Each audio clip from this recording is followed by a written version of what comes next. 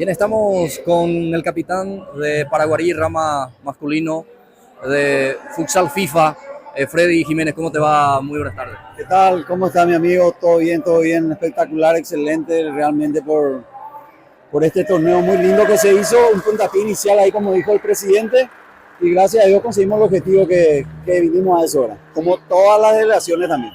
Sí, felicitaciones por el título. Muchísimas gracias, yo creo que hicimos un gran esfuerzo tanto en lo económico como en lo futbolístico para venir acá a compartir con los amigos de Santaní y otras localidades del Paraguay.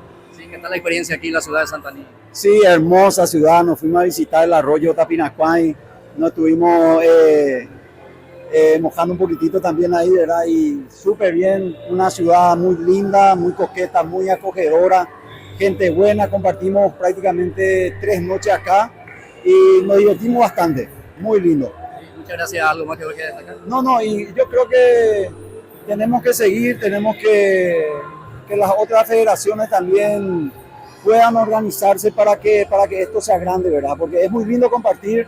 Nosotros, particularmente en nuestra edad, queremos divertirnos, salir y este es un deporte muy lindo que tenemos en Paraguay. Muy bien, muchas gracias. Dale, cuando guste, éxitos.